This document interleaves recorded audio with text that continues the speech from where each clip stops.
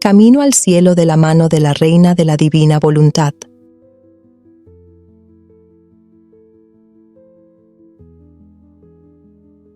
Santos ángeles, venid santos ángeles, tocad la frente de quienes leen los escritos de la sierva de Dios, Luisa Picarreta, para sellar en sus frentes el Espíritu Santo y así difundir en ellos la luz para que puedan comprender las verdades y el bien que estos escritos contienen. Luz de la sabiduría eterna, revélanos el gran misterio de Dios Padre y del Hijo, unidos en un solo amor. Amén. Y nos encomendamos a la asistencia materna de Mamá María en esta mañana. Dios te salve María, llena eres de gracia, el Señor es contigo. Bendita tú eres entre todas las mujeres, y bendito es el fruto de tu vientre, Jesús.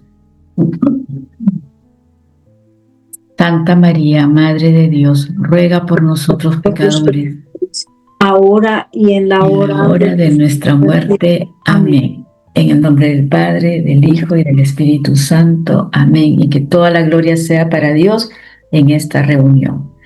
El tema del día de hoy es la oración en el reino. Entonces, lo que es, lo que significa y todo lo necesario para comprender las verdades que la Divina Voluntad refiere sobre este tema ya está muy bien presentado y explicado por la hermana Belén en el PDF que se les envió y en el video que también les fue enviado anteriormente. Por lo cual, asumo que todas las personas que estamos aquí reunidas hemos leído y hemos escuchado a la hermana Belén, porque el tema que yo voy a tocar es de una forma genérica sobre la oración, el modo de oración, los efectos y la eficacia de cómo, al orar en divina voluntad, cómo son esos efectos tan impactantes en un modo de orar definitivo, muy diferente a lo normal y a lo tradicional que hemos estado acostumbrados. Dentro de estos modos de oración, uno de ellos es el giro. Entonces, eso ya lo vamos a ir viendo con calma. Entonces, para ir comprendiendo esta gran importancia de la oración en divina voluntad, vamos a empezar con una experiencia que tuvo Luisa. En una ocasión, Luisa se encontraba muy triste, muy amargada, por tantas cosas que Jesús le había dicho acerca de los tristes tiempos, que pueden ser nuestros tiempos. Entonces, Jesús se quejaba a Luisa de que la criatura tenía el corazón cubierto con una coraza de hierro, que su voz no era ni escuchada ni comprendida, que los pecados eran horrendos, los sacrilegios eran enormes y que los flagelos ya estaban a las puertas de la ciudad para caer sobre la ciudad. Algo de lo que está pasando actualmente en varios países del mundo, ¿no? Entonces le decía que habría una gran mortandad y que por eso se necesitaba a ella, Luisa, suspenderla un poco del estado de víctima. ¿Por qué? Porque era Luisa la que estaba impidiendo el curso de su divina justicia. Un alma víctima, como sabemos, contiene a la divina justicia, en algo la aplaca y los flagelos pueden reducirse, pueden aminorarse y hasta a veces anularse, ¿no?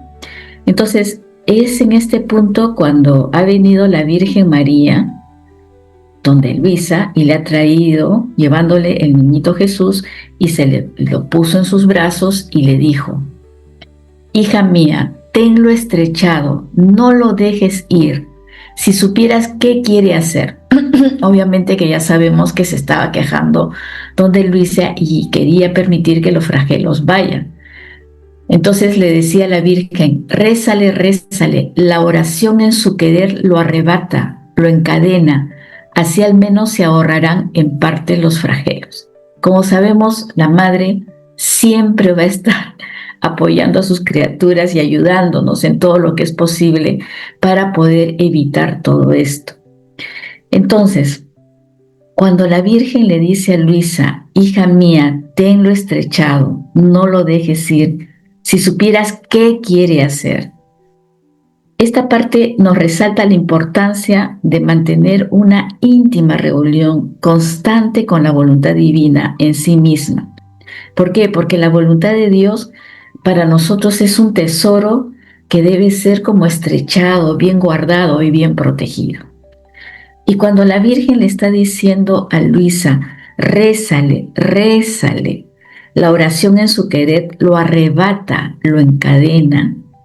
Aquí nos da la Virgen la solución y el modo cómo podemos ir actuando frente a situaciones difíciles como las que podemos estar pasando en nuestros países.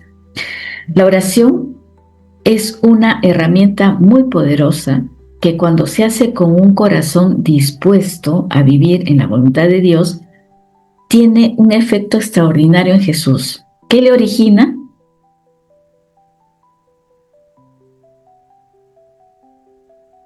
¿Qué le está diciendo a la Virgen que lo origina? ¿Qué le causa a Jesús cuando escucha a una persona orar? Lo encadena. Lo arrebata, lo encadena. En este contexto, la palabra arrebata significa que a Jesús lo conmueve intensamente como la oración en su querer somete a la voluntad humana a la voluntad de Dios. Es un acto de entrega y sumisión total de la criatura, lo que como consecuencia, como bien dice Gloria, lo encadenará y en parte se van a ahorrar los flagelos. Entonces, con este consejo de la Virgen, vamos a continuar conociendo la potencia, las virtudes, las cualidades que tiene este modo de orar en divina voluntad, que es la oración, sobre todo hecha en divina voluntad. Entonces, ¿qué se entiende por oración? La palabra oración proviene del latín oratio, que significa discurso o elocuencia, y está muy estrechamente relacionada con un verbo latino, orare, que significa hablar, pedir o rogar. Con el tiempo, con el correr del tiempo, este significado se ha limitado, se ha concretizado en el contexto religioso para referirse a esa comunicación que tenemos con una divinidad, es en términos generales. Pero para un cristiano católico, ¿qué significa? Para un cristiano católico, adquiere un significado mucho más grande. A ver, vamos a ver viendo qué significa la oración para un católico. Entonces, para un católico es una relación de alianza y comunión, es decir, es una relación viva y personal entre la criatura con Dios Padre, con Jesucristo y con el Espíritu Santo. Más que una simple petición, es una comunión con las tres divinas personas. ¿Y por qué comunión con Cristo, por ejemplo? Porque el estar en comunión con Jesús nos unimos con Él a la oración que Jesús eleva a su Padre. Por eso el modelo perfecto de esta oración, ¿cuál es? La que nos enseñó Jesús. La única oración que nos enseña Jesús, ¿cuál es? El Padre Nuestro. El Padre Nuestro. Ese es el modelo de oración perfecta en la cual nosotros nos estamos uniendo, con la cual nos estamos uniendo a Jesús para elevar esa petición, esa oración conjuntamente al Padre. También para nosotros los católicos significa un diálogo franco y sincero con el Señor, una forma de buscar su guía diaria, de expresarle nuestros sentimientos, de darle nuestras alabanzas y nuestras súplicas. Y también para un católico, ¿qué significa? Significa ver los diferentes modos como nosotros nos unimos en ese tipo de oración, en esas clases de oración. Entonces, generalmente el catolicismo distingue tres clases de oración. La oración vocal, la que expresamos con palabras, por ejemplo, el rosario, con las oraciones litúrgicas, en una Eucaristía. Tenemos la oración meditativa, que es una búsqueda que involucra nuestro pensamiento, nuestra imaginación y el deseo para reflexionar sobre la palabra de Dios. Por último, tenemos también la oración contemplativa, que es más sencilla que las otras, es la unión con Dios, un simple mirar a Jesús en un amor silencioso. Pero para un hijo que es católico e hijo de la divina voluntad, esta oración en divina voluntad, en adición a todo lo que acabamos de decir, a todo lo que se acaba de decir, qué significa para un católico, vamos a ver qué significa para un hijo católico de Dios, pero hijo de su divina voluntad. Esto adquiere una dimensión diferente, lo eleva a una dimensión distinta. No distinta, sino más complementaria. ¿Cuál es? Primero, no solo es pedir, sino es vivir en la voluntad de Dios. La oración que hacíamos antes no se limita solo a pedir que se cumpla la voluntad de Dios, sino a vivir y actuar con esa misma voluntad como lo hizo Jesús. El objetivo no es que Dios cumpla nuestra voluntad, lo que nosotros queremos, sino que mi voluntad, tu voluntad se funde en la suya para permitir que sea la voluntad de Dios la que actúe a través de nosotros. Después, ¿qué otra dimensión entra en una oración de un hijo en divina voluntad? Nos fundimos en el fiat divino. La práctica de esta oración consiste en eso, en fundirnos, en unirnos en la divina voluntad. ¿Para qué? Para unirnos a los actos de Jesús y de toda la creación, ofreciéndolos al Padre, obviamente con un valor infinito que adquirimos del propio Hijo. Después, ¿qué significa también un modo de orar de un hijo de divina voluntad? Significa una coparticipación en los fiat de la creación y de la redención. Mediante la oración en la divina voluntad, ¿qué hace el alma? ¿Qué hacemos cuando estamos fundidas y oramos de esta manera? Coparticipamos con Dios en todos estos actos divinos. Esto incluye unirse al deseo divino de Dios de santificar, redimir y salvar a la humanidad. Entonces, ¿qué más significa? Significa tener una vida de oración continua. Más que hacer un acto puntual, solamente una oración por momentos, no. No es eso. Lo que se refiere es que la vida de la criatura se convierte en una oración continua. ¿Por qué? Porque el alma vive ya en un estado de constante ofrenda y de unión con Dios, y va a permitir que la voluntad divina fluya a través de nosotros, de nuestros pensamientos, de nuestras palabras, de nuestros actos. Y por último, el modo de orar de un hijo en divina voluntad. ¿Qué va a pasar? Al orar y vivir en la divina voluntad, vamos a participar en la restauración del plan original de Dios, que Dios tuvo para la humanidad. ¿Cuál fue ese plan? ¿Cuál fue ese diseño, lo que quiso Dios al inicio, cuando creó al hombre? ¿Se acuerdan? Que su voluntad sea hecha en la tierra como lo es en el cielo. De allí que nos dio la oración del Padre Nuestro, ¿no? Ese fue el plan original de la Trinidad, que toda su voluntad se hiciera en la tierra como lo es en el cielo, que la tierra sea ese reflejo de lo que viven los bienaventurados en el cielo. Hasta aquí quiero saber si están comprendiendo. Sí, hermanita. Ya, ok, gracias. Entonces, ahora vamos a pasar a leer y a meditar juntos una serie de escritos que espero nos ayude a comprender, como dije hace un momento, esta potencia de la oración en divina voluntad. Vamos a empezar con el modo de actuar en divina voluntad, por ejemplo, en una situación de prueba. Vamos a ir meditándolo juntos, ¿ya? Al inicio, en el volumen 1, Jesús en una ocasión le decía a Luisa que quería purificar su alma. Pues esto fue al inicio, estamos hablando del volumen 1, cuando Jesús comienza a trabajar la humanidad de Luisa, como también nos empezó a trabajar a nosotros cuando empezamos también en este camino.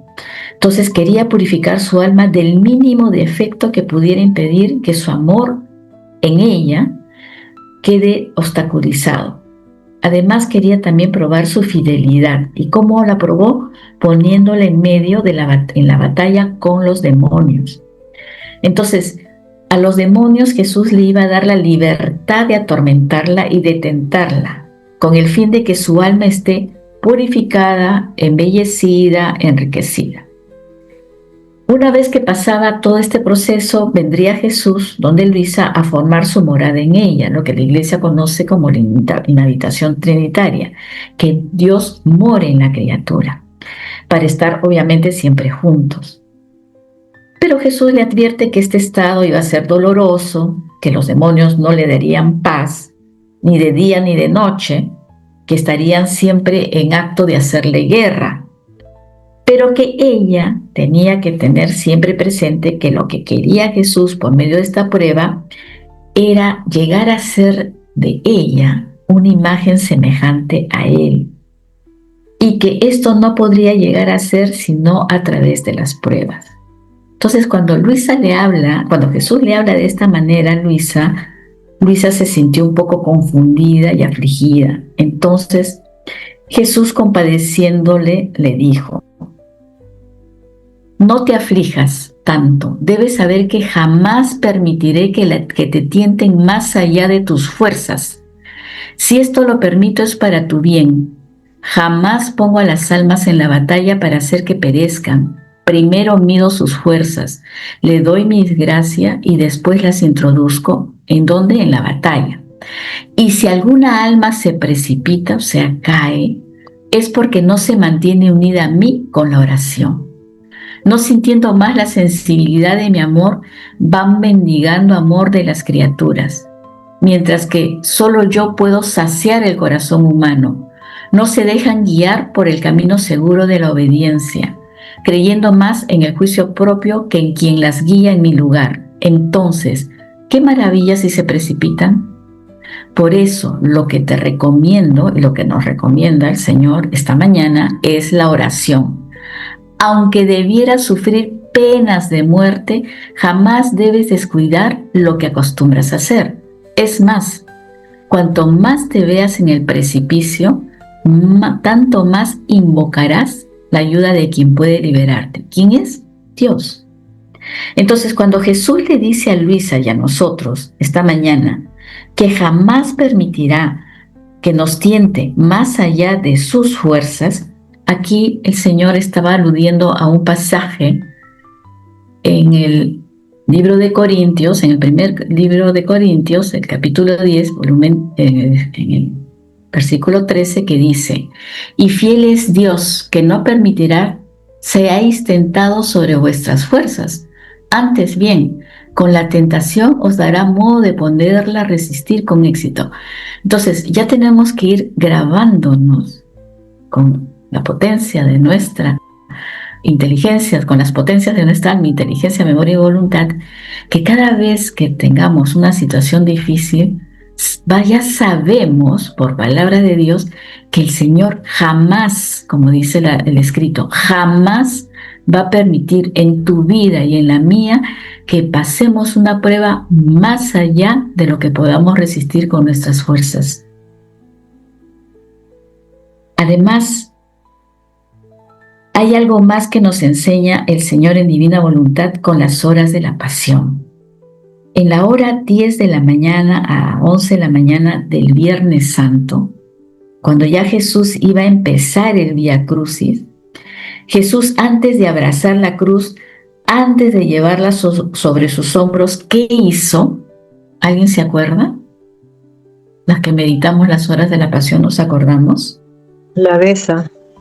Correcto. ¿Qué más hace? Hace una oración. La mira de abajo hacia arriba, como midiendo los pecados de toda la, como asociándonos a esa cruz. Perfecto. La mira. Dice el alma: tus enemigos hacen que encuentres ya preparada la cruz. La besas, mides su longitud y anchura y en ella estableces una porción para todas las criaturas. Esta es la clave. Ya el Señor estableció para ti y para mí una porción de la cruz. Entonces, esa porción de la cruz, el tamaño que fuese, es perfecto. Perfecto para ti, para tus fuerzas, perfecta para mí, para mis fuerzas. Pero si caemos, porque el Señor acá me está diciendo que no nos introduce en esas pruebas sin darnos la asistencia divina. Siempre nos va a dar la asistencia divina. Pero ¿qué tenemos que hacer? Mantenernos en la oración.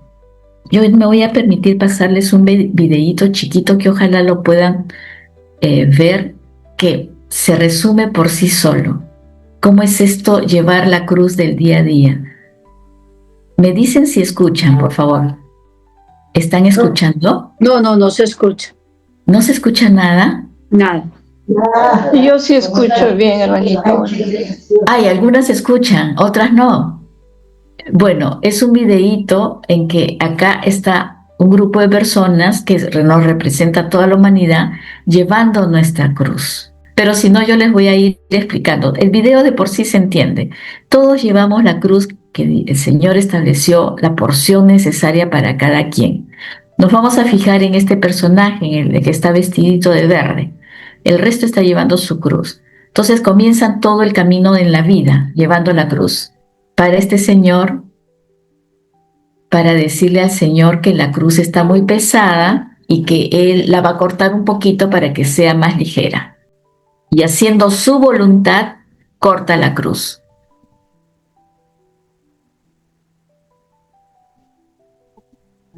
Y sigue su camino en la vida.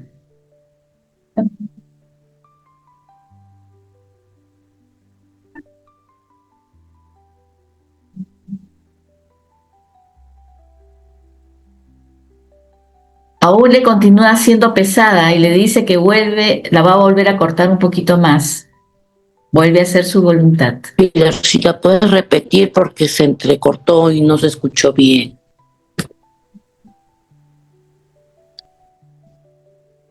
Ahorita. Ahora llegan y tienen que cruzar un precipicio y oyen una voz que les dice: utilicen sus cruces para cruzar.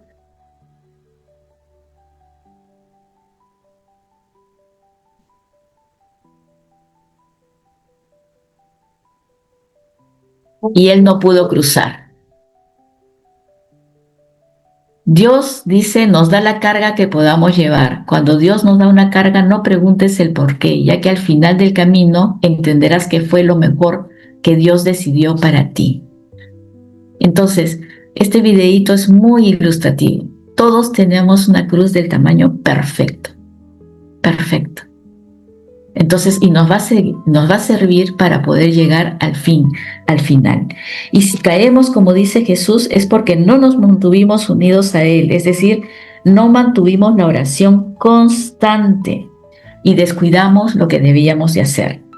Entonces, la oración continua es de mucha necesidad para mantenernos fundidas en Dios, especialmente en estos momentos de prueba.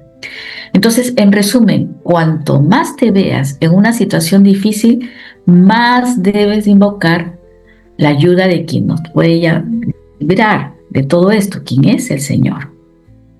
Entonces, vamos a ver la eficacia de la oración en divina voluntad para poder entender esto. Luisa se encontraba un día a su habitual estado, nos dice Luisa. Dice, entrando a mi habitual estado, por breve tiempo he visto al bendito Jesús y yo le rogaba por mí y por otras personas, pero lo hacía con alguna dificultad de lo acostumbrado, como si no hubiera podido obtener tanto como si hubiera rogado solo por mí. ¿Y qué le enseña Jesús?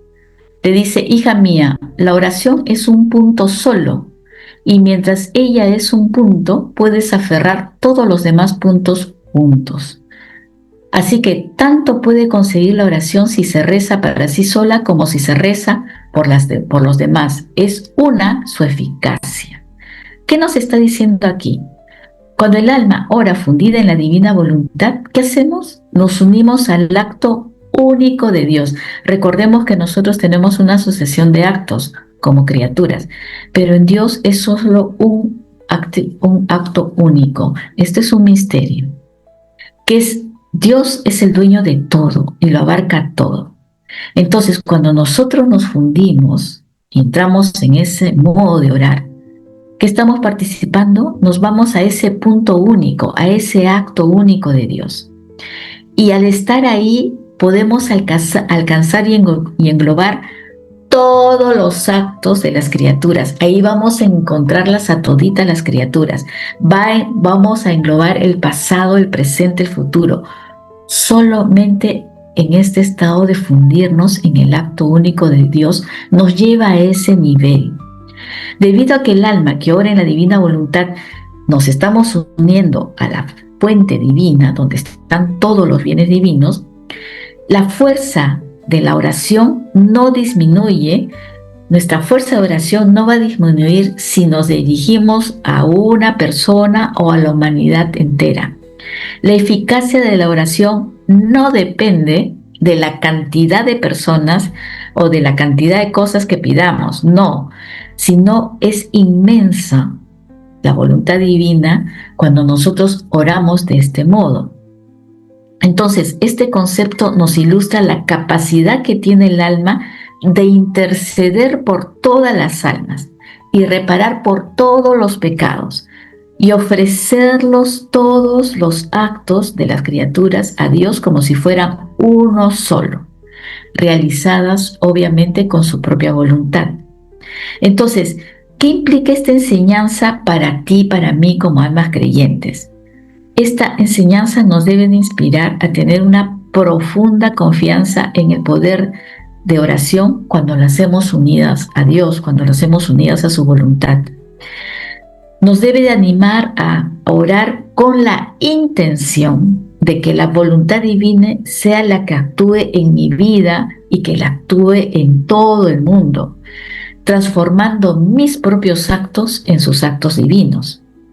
Entonces, todos nuestros actos de la vida diaria, incluso los más pequeñitos, los más sencillos, aquellos que podamos pensar que no tienen ningún sentido o quizás mucho significado, se van a convertir en oración si se ofrece a Dios en su voluntad.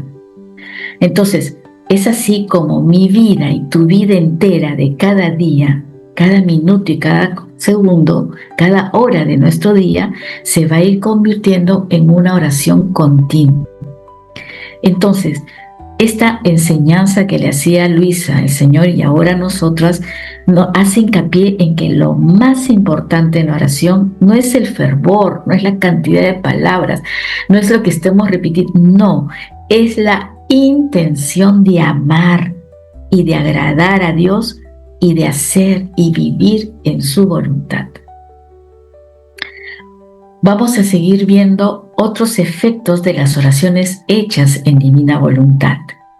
El Señor le decía a Luisa nos cuenta y nos dice: estaba ofreciendo mis pobres oraciones al bendito Jesús y pensaba entre mí, ¿a quién sería mejor que Jesús? O sea, ¿a quién puedo dar? ¿Por quién puedo pedir? Decía Luisa, ¿no? ¿A quién sería mejor que Jesús bendito las aplicara? O sea, Luisa decía, mejor que Jesús tome mi oración y la aplique en la criatura que él crea conveniente. Pero ¿qué le dice Jesús? Le dice, hija mía, las oraciones hechas junto conmigo y con mi misma voluntad pueden darse a todos, sin excluir a ninguno, y todos tienen su parte y sus efectos como si fueran ofrecidos para una sola persona. Pero actúan según las disposiciones de las criaturas, como la comunión o mi pasión. Nos pone el ejemplo de lo que es cuando recibimos la comunión o la pasión, los méritos de su pasión. Como la comunión o mi pasión para todos y cada uno yo las doy. Pero los efectos son según las disposiciones ¿de quién? De las criaturas. Y si reciben 10, no es menor el fruto que si lo reciben 5. Tal es la oración hecha junto conmigo y con mi voluntad. Entonces, Las oraciones, lo que tenemos que entender acá es que la oración, el modo de orar en divina voluntad es universal. No se aplican a una sola persona, sino que alcanzan a todas las criaturas del pasado, del presente y futuro. Eso nos da esta capacidad que tenemos al fundirnos en el acto único de Dios. Podemos traspasar el tiempo e ir al pasado, al presente y al futuro. El mérito de esta oración en modo divino se difunde como un don, es un don inagotable para todos.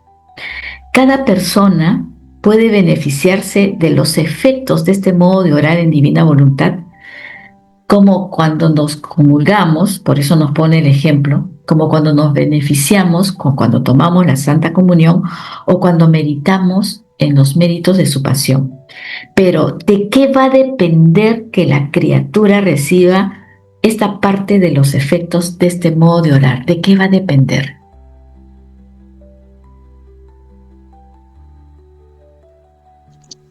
Disposición.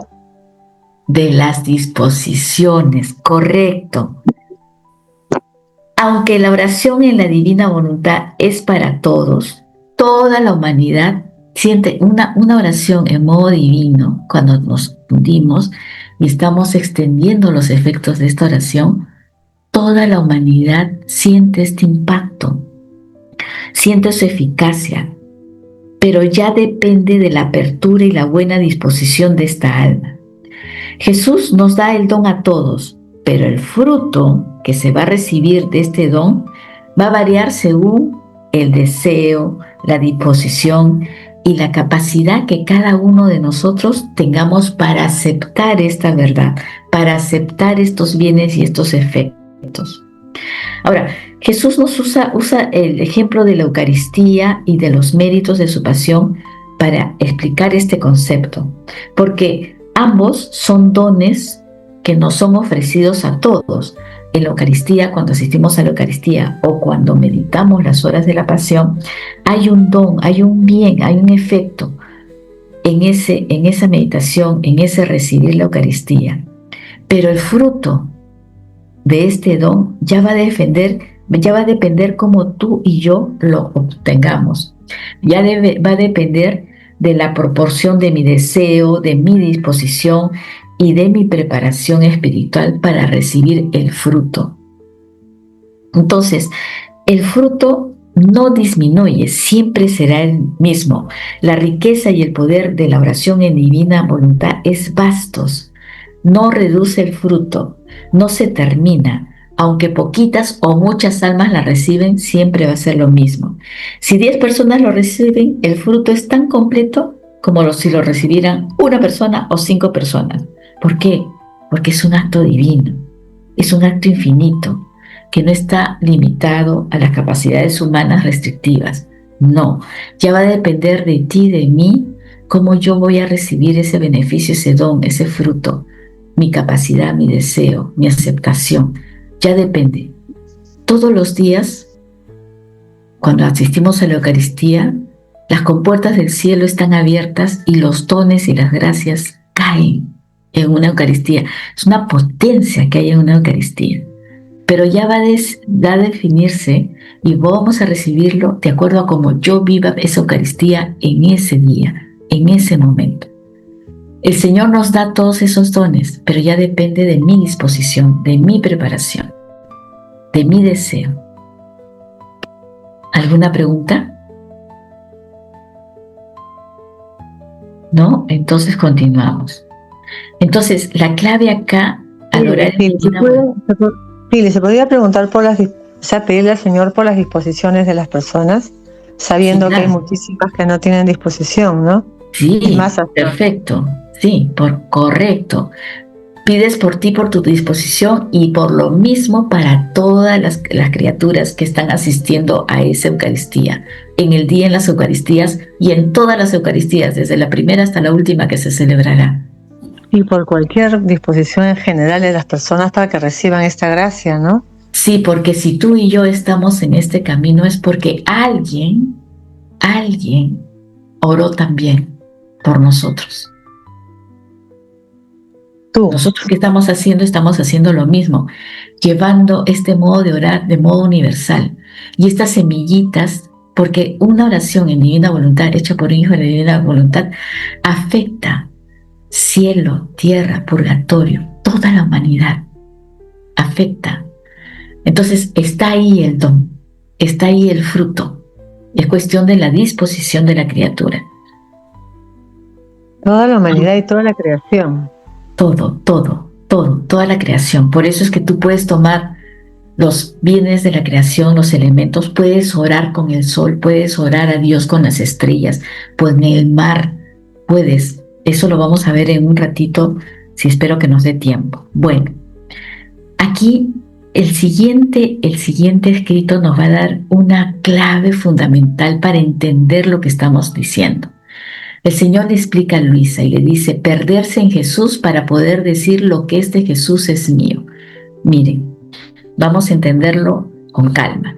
Luisa dice, me estaba abandonando toda en Jesús y Él me ha dicho, hija mía, piérdete en mí, tu oración piérdela en la mía, de modo que la tuya y la mía sea una sola oración, o sea, fúndete en mí, para que no se sepa más quién eres tú, quién soy yo, quién es tu voluntad, quién es la mía, solamente la divina voluntad. Y no se conozca cuál sea tu oración y cuál la mía. Y sigue diciendo, tus penas, tus obras, tu querer, tu amor, todo piérdelo con mi amor, con mis penas, con mis obras.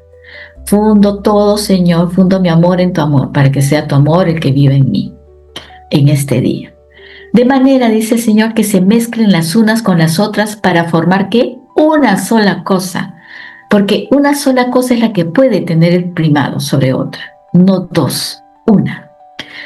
Tanto que tú podrás decir, le dice a Luisa y a nosotras, lo que es de Jesús es mío, y yo diré, dice el Señor, lo que es tuyo es mío.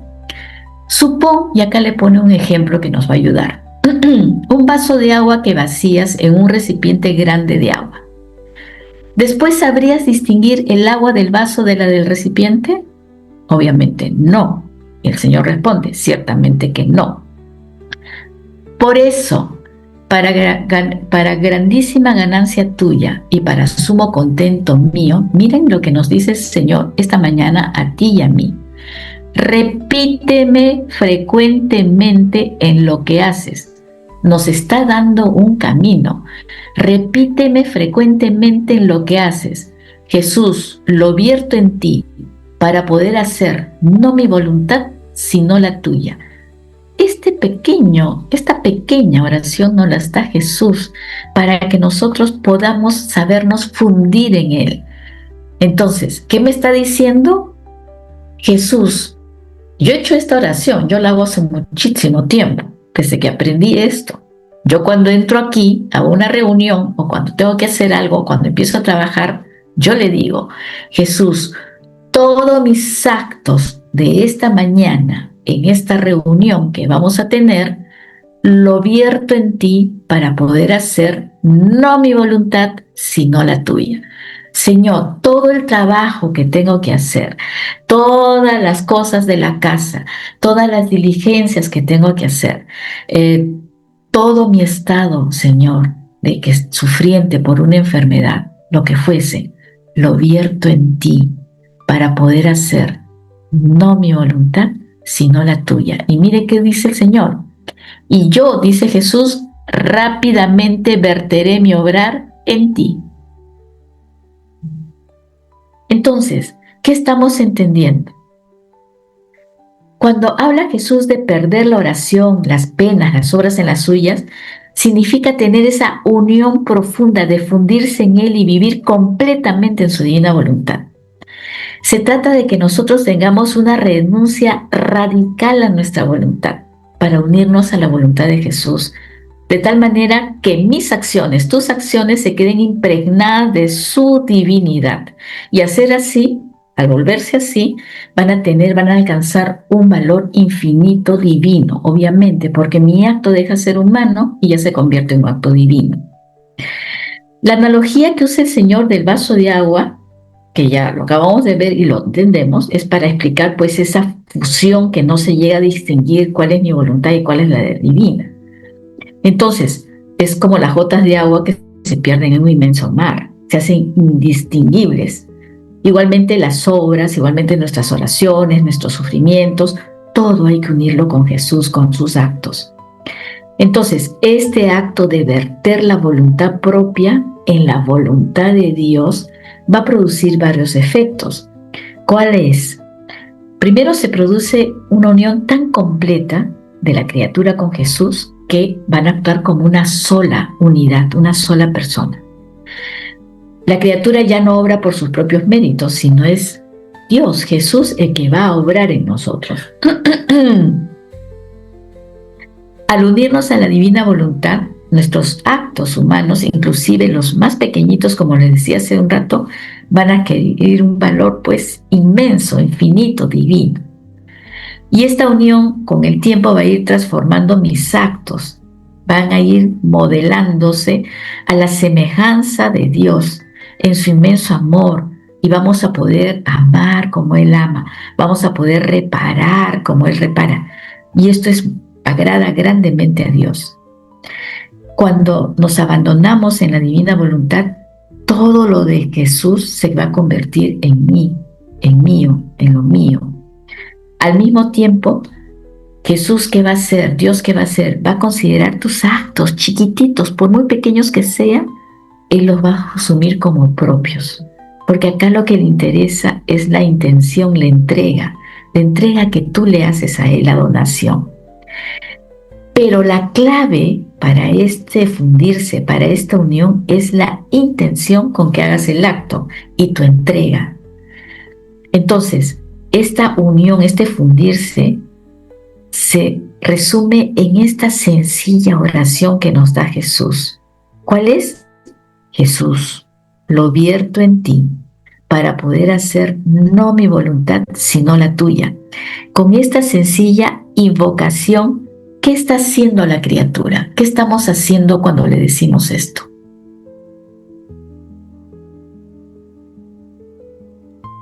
Que todo lo que hacemos, lo hacemos es con la voluntad de Él. Es una sola voluntad la que actúa ya. Estamos, en otras palabras, Marce, Gloria, estamos ¿qué? Renunciando a nuestra propia voluntad para que la de Dios se realice en ti y en mí.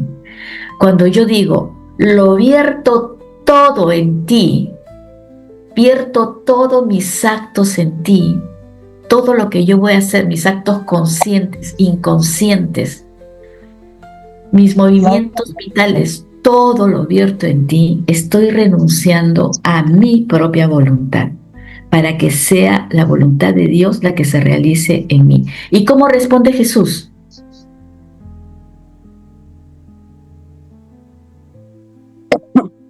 ¿Cómo nos responde Jesús cuando Él dice que verterá toda su obra en nosotros? Exacto. ¿Y cómo responde Jesús a esta entrega? Vertiendo su propia acción divina en el alma. Solo por el hecho que tú ya le estás entregando eso, ella está vertiendo su obrar en ti divino en cada acto que tienes que hacer. Hermanita, esa oración, pues yo la decía, era Jesús, me sumerjo en ti. Yo le digo a Jesús, me sumerjo en ti para no hacer mi voluntad, sino la tuya. Es la misma intención, ¿cierto? Es lo mismo. Solo que acá no los explica. Sí, eso lo que tú dices está más adelante, dicho de otra forma, pero tiene el mismo sentido, el mismo significado. Todo mi obrar lo vierto en ti. Todos los días hagamos eso. En cualquier situación, todo.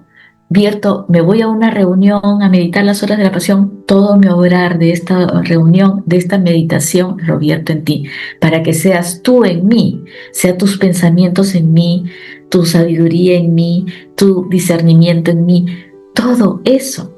Miren lo que nos da una salidita, un caminito tan sencillo. Entonces, un alma que vive en la divina voluntad cuando comenzamos a vivir de esta forma constantemente, cuando mi vida ya comienza a modelarse en una oración continua, de preferencia continua, sin interrupciones, ya no vamos a ser ni tentadas ni atormentadas por el demonio, porque el demonio, ¿a quién va a ver en el alma? ¿Te va a ver a ti o a quién va a ver? A Jesús. A Jesús. Eso le decía a Luisa. El demonio ya no la tentaba porque no veía a Luisa, veía a Jesús en Luisa. Cuando nosotros comenzamos a vivir de este modo, el bicho, como yo le llamo bicho, el bicho ya no te ve a ti, ve a Jesús en ti y no se va a acercar. La presencia de Dios en el alma va a ahuyentar el mal y obviamente va a ahuyentar las tentaciones. Este modo de orar y de vivir, de entregarnos, es lo que va a hacer que vivamos en esa situación. ¿Que vamos a vivir algunas? Sí, sí, es posible, pero va a ir ahuyentando el mal y las tentaciones. Entonces, con esta enseñanza nos revela el Señor que vivir en la divina voluntad es un camino ¿para qué? Para restaurar también el orden original y la armonía que se perdieron con el pecado de Adán, porque al vivir así nos lleva al principio, antes de la caída, cuando Adán, nuestros primeros padres vivían en la santidad de santidades. En esencia, este escrito resume la enseñanza central de la divina voluntad. La divina voluntad es un camino para la santidad más sublime, porque es un abandono total y es un fundirnos profundamente de nuestra voluntad humana con la divina a través de un acto constante de entrega y de ofrecimiento a Dios de nuestra propia voluntad con una confianza y abandono plenos en Él. Hermanita, usted ahora decía que nosotros ahora que estamos en este camino fue porque alguien oró y esto nos llegó a nosotros y que ahora nosotros lo hacemos.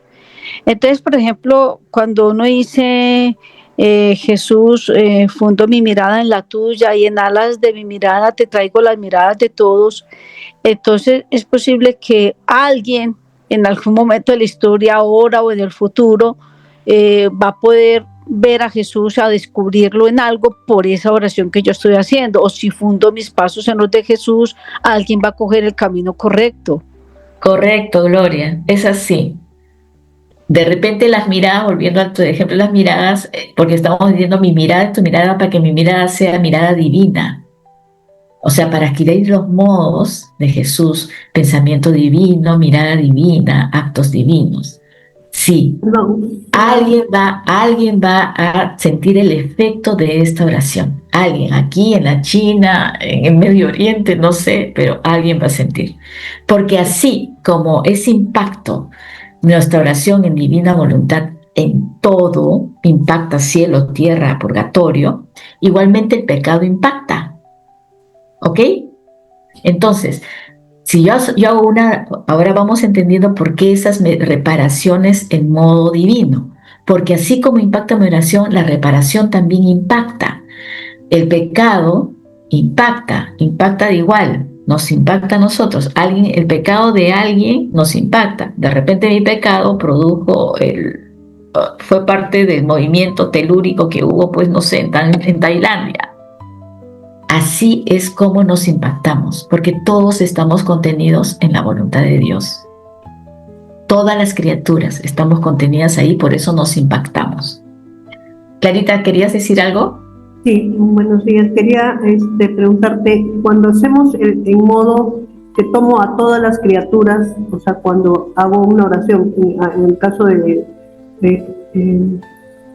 me puso Jesús en ti, y llevo a mis hermanos de todas las generaciones, del pasado, presente y futuro, con nuestros pasos y decirte que te amo. Entonces voy, no sé si es que está bien, no está bien, no sé.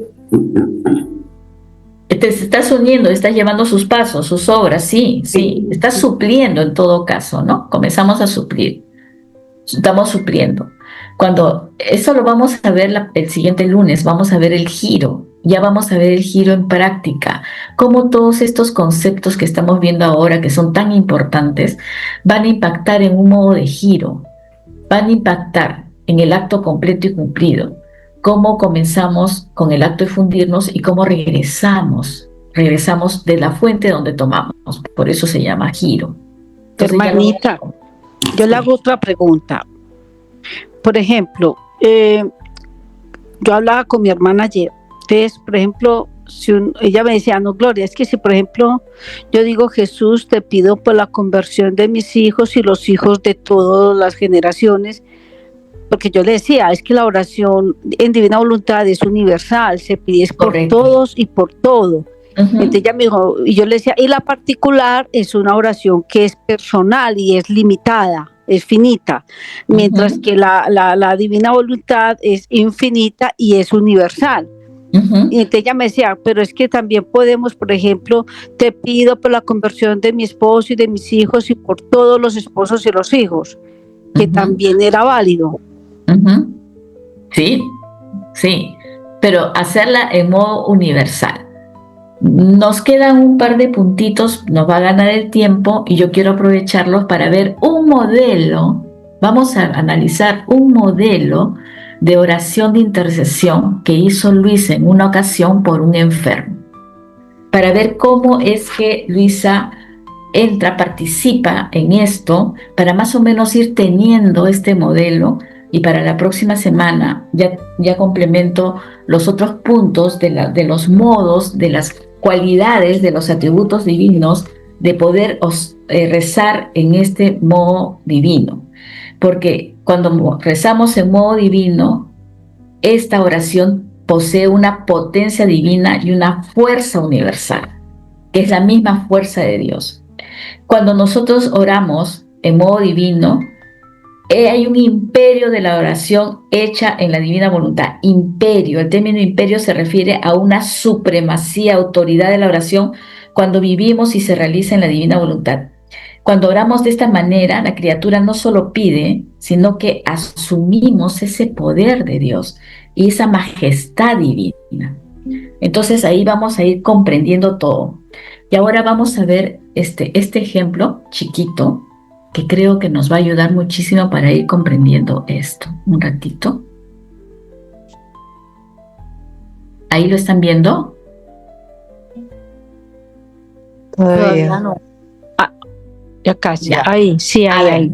Vamos miren, para comprender esta experiencia de la oración hecha en modo divino, vamos a tener que interpretar un poco esta simbología, el contexto teológico que hay acá de una forma más sencilla. Entonces, vamos a meditar una experiencia de una oración de intercesión y de reparación que hizo Luisa por un enfermo. Yo creo que todos siempre tenemos a alguien por quien orar, siempre por los enfermos. Entonces, ¿qué dice Luisa? Después, dice Luisa, le encomendé a un enfermo. O sea, Luisa le pedía a Jesús por un enfermo específico. Y Jesús me mostraba sus llagas que le había hecho aquel enfermo. Yo, dice Luisa, he tratado de rogarle, aplacarlo y repararlo, y parecía que aquellas llagas se cerraban. Y Jesús, toda bondad, me ha dicho.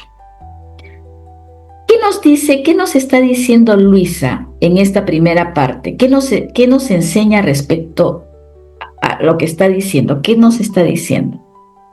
Primero hay que reparar.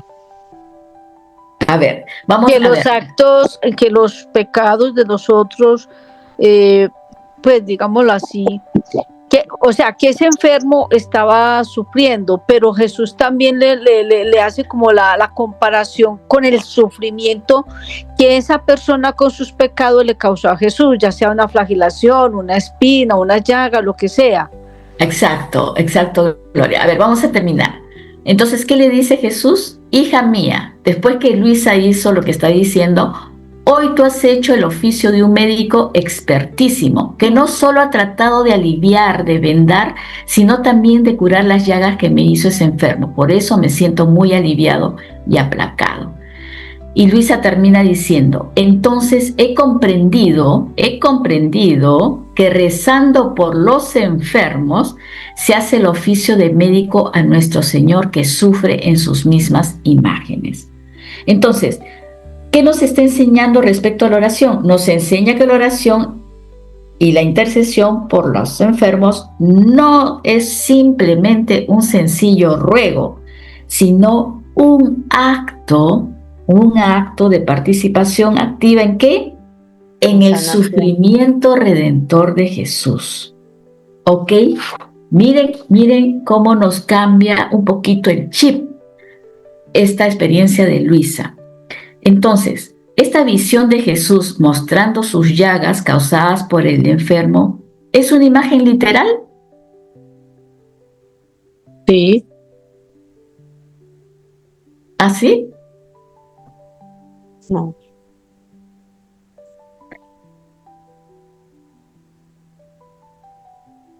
¿Es una imagen literal o no? Vuelve a hacer la pregunta. La visión de Jesús mostrando sus llagas causadas por el enfermo, ¿es una imagen literal o no? Sí. ¿Simbólica o qué? Es simbólico. No, no es imagen literal, sino es una representación mística de esa unión entre el sufrimiento humano y el sufrimiento del dolor redentor, de la pasión de Cristo. ¿Qué representan las llagas del enfermo? Sufrimiento. Lo que dijo Gloria, ¿qué representa?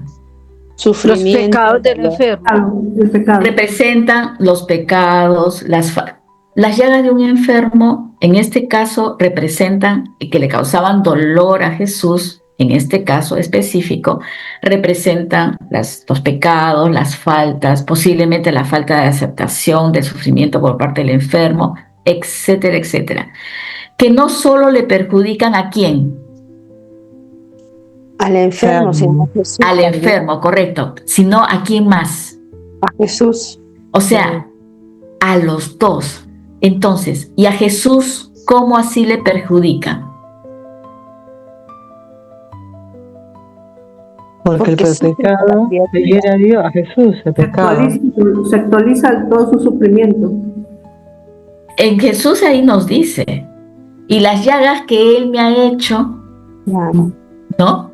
Entonces, como que abren llagas en Jesús, pero a la vez, ¿qué nos dice este acto de Jesús? Nos está diciendo que Él se está identificando con cada persona sufriente. Este hecho de que las llagas del enfermo le originen llagas a Jesús, ¿qué nos dice? Resalta esa profunda relación espiritual, esa profunda conexión que existe de Dios con la criatura, lo que nos enseña que a Dios no le es ajeno el dolor del hombre, para nada. ¿Qué hace Luisa? ¿Qué está haciendo Luisa al rogar, al aplacar y a reparar por el enfermo? ¿Qué está haciendo? Sanando, curando. Se cerraban las llagas de Cristo. Reparando. Está bien, la primera parte está bien. Toma el lugar del enfermo, ¿correcto? Asume el lugar del enfermo por quien Luisa está pidiendo. ¿Para qué?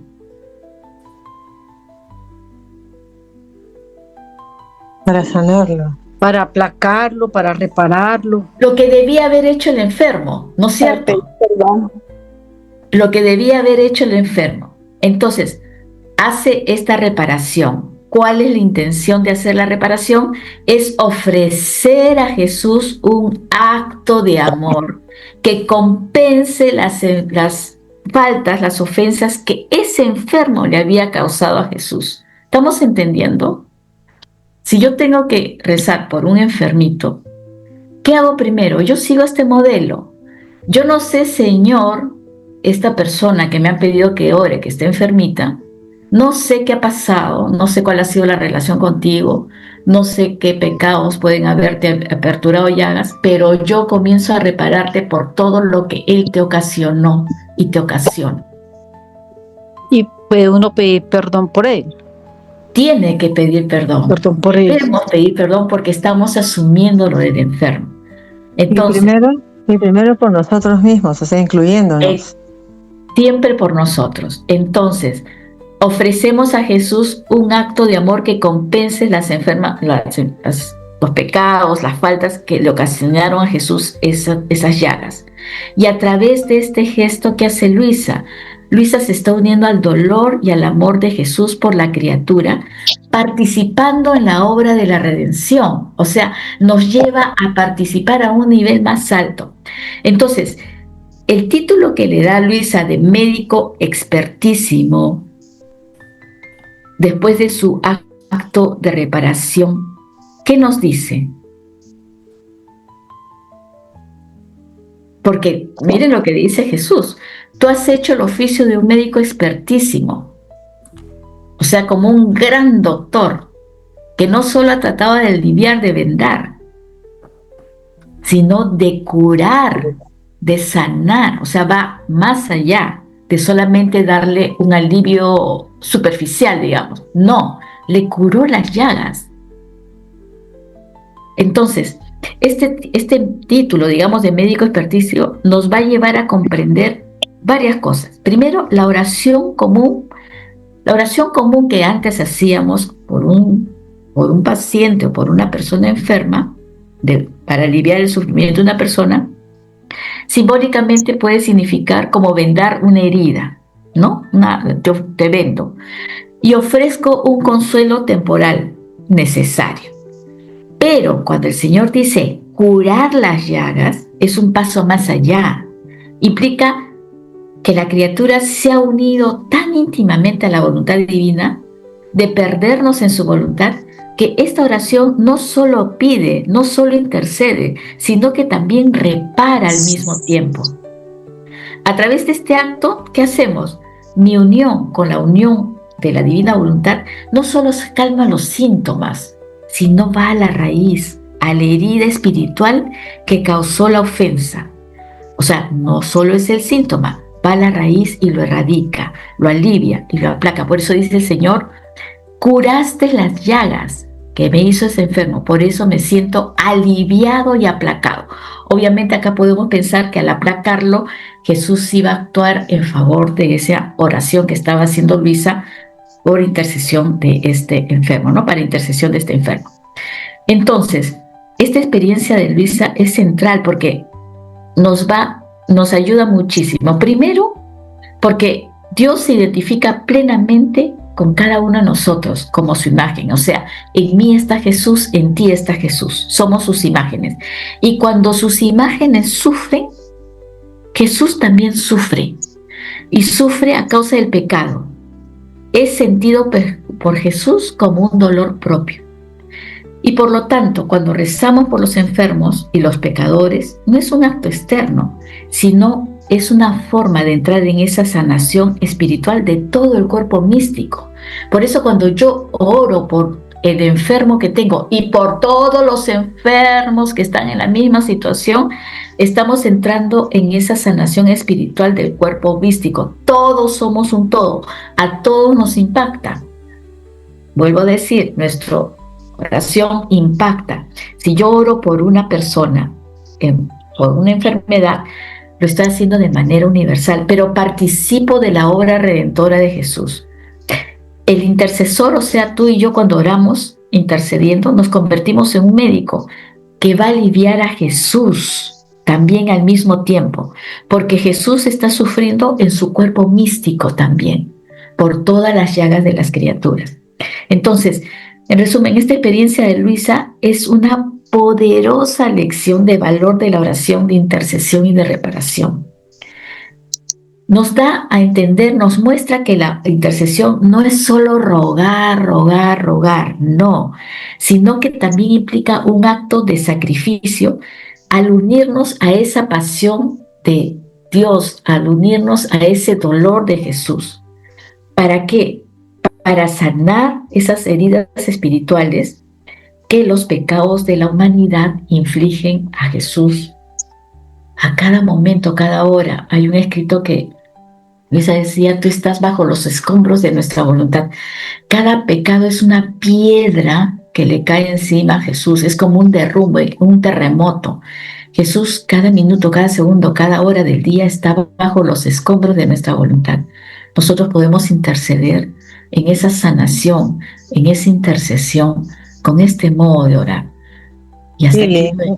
sí, Sí. entonces cuando se trata de interceder por un sufrimiento físico o moral o qué sé yo, tenemos que relacionar siempre el pecado, para tener claro en realidad que el pecado es el que hiere, el sufrimiento se ve al pecado desde Adán y Eva, ¿no? Y también Claro, es un siempre, sufrimiento que se le ocasiona a Jesús, por lo tanto, siempre relacionar el pecado con el sufrimiento. siempre, porque acuérdate que todo el mal comienza en lo espiritual y se materializa en lo visible. Y recordemos lo que nos dicen los escritos. El pecado se forma ¿dónde? En el interior del hombre. La mayor parte, y lo que sale al exterior, ¿qué es? Una partecita. La mayor parte queda ¿dónde? En el interior. Entonces es una buena práctica pensar que una persona que está sufriendo, que está enferma, siempre hay algo que afectó a Dios, ¿no?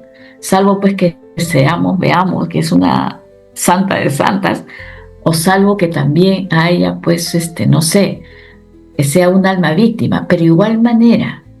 Pero además sabiendo que la cruz que está pasando esa persona y todas las que pasemos son una gracia, un regalo, ¿no? Si miramos la cruz como la miramos, que el sufrimiento ahora se convierte en una gracia para asumirla y vivirla. Dorisita, ¿quieres decir algo? Es una purificación. Sí.